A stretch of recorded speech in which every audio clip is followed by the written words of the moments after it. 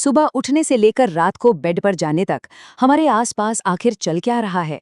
हर कोई किसी न किसी काम में पूरी तरह व्यस्त है। पर क्या कभी रुक कर इन रोजाना के कामों की असली अहमियत को समझने की कोशिश की गई है? आज के इस विश्लेषण में हम बिल्कुल यही करने वाले हैं। हम मानवीय श्रम और उनकी कोशिशों को अलग अलग दिलचस्प नजरियों से देखेंगे और समझेंगे कि समाज आखिर इन्हें मापता कैसे है। पर इन सब की तकनीकी बातों में उतरने से पहले स्वामी विवेकानंद जी का ये बेहद प्रेरक विचार सुनना बहुत जरूरी है। वो कहते थे, जब भी कोई काम किया जाए तो उसे पूजा माने, सबसे बड़ी पूजा, और उस समय अपना पूरा ध्यान उसमें समर्पित कर दें। ये विचार हमें बताता है कि इंसानी मेहनत की अपनी एक आंतरिक गरिमा होती है। काम चाहे जो भी हो, अगर पूरी सच्ची भावना से किया जाए तो वो अपने आप में बहुत महान बन जाता है। तो आज के इस विश्लेषण का रोडमैप क्या होने वाला है? 1. हमारे आसपास की गतिविधियां। 2. आर्थिक बनाम गैर आर्थिक काम। 3. भुगतान पाने के अलग अलग तरीके। 4. वैल्यू एडिशन का गणित। और 5. समुदाय क्रिया की ताकत। तो चलिए सीधे शुरू करते हैं भाग 1 से, हमारे आसपास की गतिविधियां। आइए देखते हैं कि रोजमर्रा की जिंदगी में आखिर क्या क्या होता रहता है। यहाँ अनु और कबीर के पड़ोस का ये नज़ारा देखिए। एक ही वक्त में यहाँ कितनी सारी चीजें चल रही हैं। एक तरफ गीता आंटी हैं जो इंडियन एयरफोर्स में पायलट हैं, यूनिफॉर्म पहने हुए। वहीं एक माता पिता अपनी कपड़े की दुकान चला रहे हैं और वक्त निकालकर वही माँ पड़ोस की महिलाओं को बुनाई भी सिखाती हैं। एक सॉफ्टवेयर इंजीनियर अपने लैपटॉप पर फोकस कर रहा है और एक रिटायर्ड दादाजी बच्चों को ज्योग्राफी पढ़ा रहे हैं, वो भी बिल्कुल मुफ्त। है ना कमाल की विविधता। अब शहर से निकलकर थोड़ा काव्या के गांव कमलापुर की तरफ चलते हैं। वहां भी जिंदगी पूरी रफ्तार में चल रही है। एक हाईवे बन रहा है जहां एक बुलडोजर टेक्नीशियन पूरी मेहनत से लगा हुआ है। पोस्ट ऑफिस में काम करने वाली आंटी अपनी नौकरी के साथ साथ घर पर बच्चों को ऑनलाइन क्लासेस भी दे रही हैं। और हाँ, आम के बगीचे में खेत मजदूर भी आम तोड़ने का काम कर रहा है। जगह चाहे कोई भी हो, इंसान की कोशिशें और गतिविधियां कभी नहीं रुकती हैं। अब अगर इन सभी कामों को एक आम सी लिस्ट में सिस्टमैटिकली दर्ज किया जाए तो एक नया ही पैटर्न समझ आने लगता है। एक तरफ इंडियन एयरफोर्स में विमान उड़ाना है, जो एक पेशेवर काम है, और दूसरी तरफ दादाजी का मुफ्त में पढ़ाना या बागवानी करना। इन सबको ऐसे लिस्ट करने से हमें समझ आता है कि हर छोटी बड़ी कोशिश का अपना एक अलग और बहुत खास मकसद होता है। और यहीं से हम आते हैं भाग 2 की तरफ, आर्थिक बनाम गैर आर्थिक। हमारी लिस्ट तो बन गई, पर समाज इन्हें मुख्य रूप से 2 हिस्सों में बांट देता है। आइए देखते हैं कैसे। यहाँ आती है सबसे दिलचस्प बात। इन दोनों श्रेणियों में जो सबसे बड़ा अंतर है ना, वो उनकी प्रेरणा या मोटिवेशन का है। आर्थिक गतिविधियां पूरी तरह से पैसे, मार्केट और फीस पर टिकी होती हैं। इसका मेन मकसद आमदनी है। लेकिन गैर आर्थिक गतिविधियों का पैसे से दूर दूर तक कोई रिश्ता नहीं होता। ये तो प्यार, सम्मान, अपनों की देखभाल और आभार पर चलती हैं।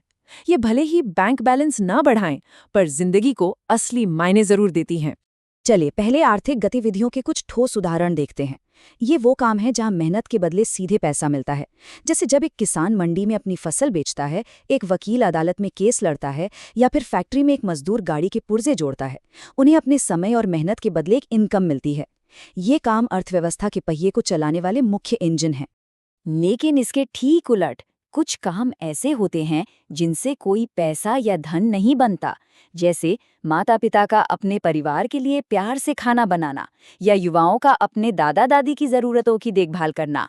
यहाँ कोई आर्थिक लेन देन नहीं है, पर जरा गौर कीजिए, क्या इनके बिना एक स्वस्थ और मजबूत समाज बन सकता है? बिल्कुल नहीं। ये रोजाना का प्यार और देखभाल ही तो समाज की सबसे मजबूत बुनियाद तैयार करते हैं। अगर हम वापस अपनी लिस्ट पर जाएं और इन नई परिभाषाओं को वहां फिट करें तो कुछ चौंकाने वाले तथ्य सामने आते हैं। ऐसा बिल्कुल नहीं है कि एक इंसान सिर्फ एक ही कैटेगरी में बंधा रहे। इन अंकल का ही उदाहरण ले लीजिए। एक आईटी कंपनी में सॉफ्टवेयर डेवलप करते हैं, जिसके बदले हर महीने सैलरी मिलती है। ये आर्थिक क्रिया हुई। लेकिन वही अंकल वीकेंड पर जानवरों के आश्रय में जाकर मुफ्त में वॉलंटियर भी करते हैं। ये गैर आर्थिक क्रिया हुई। यानी एक ही व्यक्ति कितनी आसानी से दोनों भूमिकाएं निभा रहा है। यहाँ थोड़ा रुक कर इस पर थोड़ा गौर करते हैं। अगर कोई अपने मोहल्ले के बच्चों को शाम को इकट्ठा करके मुफ्त में पढ़ा रहा है और एक स्कूल टीचर जिसे क्लास पढ़ाने के लिए सैलरी मिलती है, दोनों में क्या अंतर है? काम तो दोनों पढ़ाने का ही कर रहे हैं, लेकिन पीछे का मकसद और पैसे का लेन देन पूरी तरह बदल गया है। यही इन दोनों कैटेगरीज के बीच की सबसे छोटी पर सबसे मुख्य लकीर है। अब बढ़ते हैं भाग 3 पर, भुगतान पाने के अलग अलग तरीके। आर्थिक कामों का मकसद आमदनी तो है, पर यह भुगतान असल दुनिया में मिलता किस किस रूप में है? सबसे आम और जाना माना तरीका है मजदूरी, जिसे आम भाषा में हम वेज कहते हैं। सीधी सी बात है, एक नियोक्ता या एम्प्लॉयर अपने वर्कर को उसके काम के लिए एक तय समय के हिसाब से नकद पैसे देता है, चाहे वो दिन की दिहाड़ी हो या हफ्ते का पेमेंट। ये मेहनत के बदले निश्चित कैश का बिल्कुल सीधा लेन देन है। लेकिन सोचिए, क्या हर भुगतान सिर्फ कागज के नोटों में ही होता है? ऐसा बिल्कुल नहीं है। यहाँ आता है पेमेंट इन काइंड, यानी वस्तु के रूप में भुगतान का आइडिया। पैसे की जगह सीधा सामान। इसमें नकद धन नहीं बल्कि जरूरत की चीजें दे दी जाती हैं। इसे समझने के लिए साहिल नाम के इस खेत मजदूर का इक्वेशन देखते हैं। साहिल जब दिन भर आम के बागीचे में लगातार काम करता है तो उसके एम्प्लॉयर उसे कुछ नकद पैसे तो देते ही हैं, पर साथ में एक टोकरी भरकर ताज़े आम भी दे देते हैं। यहाँ ये नकद मजदूरी और आम की टोकरी दोनों मिलकर साहिल का टोटल डेली कॉम्पनसेशन यानी कुल भुगतान तैयार करते हैं। आज भी देश के कई हिस्सों में ये तरीका पूरी तरह काम करता है। चलिए आगे बढ़ते हैं भाग 4 पर, वैल्यू एडिशन का गणित। हमारी मेहनत कैसे किसी आम सी कच्ची सामग्री को एक बेशकीमती चीज में बदल देती है, ये समझना सच में बहुत जरूरी है। राजेश बढ़ाई का ये किस्सा इस प्रोसेस को बिल्कुल सटीक तरीके से समझाता है। पहले राजेश बाजार से कच्ची लकड़ी लाया, जिसकी कीमत थी करीब 600 रुपए। फिर उसने अपने औजार निकाले, अपनी बरसों की सिखलाई और पूरी मेहनत उस लकड़ी पर लगाई, और अंत में उसने उस लकड़ी को एक शानदार उपयोगी 1000 रुपए की कुर्सी में बदल दिया। तो यहाँ ध्यान देने वाली बात यह है कि कुर्सी और कच्ची लकड़ी के दाम में ये जो 400 रुपए का फर्क है, ये आया कहाँ से? ये पैसे हवा से तो अचानक टपके नहीं। ये 400 रुपए दरअसल राजेश के कौशल, उसकी कड़ी मेहनत और उसके दिए गए वक्त का मॉनेटरी वैल्यू है। उसने कच्ची सामग्री में जो अपनी कला जोड़ी, उसने लकड़ी का मूल्य 400 रुपए बढ़ा दिया। इसी पूरे प्रोसेस को अर्थशास्त्र की भाषा में वैल्यू एडिशन कहा जाता है। इसे और अच्छे से पक्का करने के लिए एक बार इस वैल्यू क्रिएशन मैट्रिक्स को देखते हैं। एक बेकर जो केक बनाता है या एक दर्जी जो कपड़े सिलता है, वो आर्थिक मूल्य या मॉनेटरी वैल्यू बना रहे हैं। उनका किया गया हर एडिशन मार्केट में बिकता है। पर दूसरी तरफ घर पर परिवार के लिए स्नेह से बनाया गया खाना आर्थिक रूप से कोई मौद्रिक मूल्य नहीं बनाता, इसलिए मैट्रिक्स में ये नहीं की कैटेगरी में है। हालांकि हम सब जानते हैं कि इसका भावनात्मक मूल्य तो अनमोल है। और अब हम आते हैं इस विश्लेषण के आखिरी हिस्से पर, भाग 5, सामुदायिक क्रिया की ताकत। आइए थोड़ा बड़ा सोचते हैं और देखते हैं कि यही कामें जब ग्रुप में होती हैं तो उनका असर कैसा होता है। स्वच्छ भारत अभियान, सफाई या वन महोत्सव जैसे सामूहिक प्रयासों को ही ले लीजिए। जब बहुत सारे लोग मिलकर अपने पड़ोस की सफाई करते हैं या पेड़ लगाते हैं, तो उसके बदले उन्हें कोई सैलरी या आर्थिक मुनाफा नहीं मिलता। ये एक पूरी तरह से गैर आर्थिक क्रिया है, लेकिन इसका असर बहुत ही जबरदस्त होता है। ये कोशिशें पूरे समाज के लिए एक बेहतर और स्वस्थ पर्यावरण बनाती है, जो सीधे तौर पर हमारी जिंदगी की क्वालिटी को सुधारती है।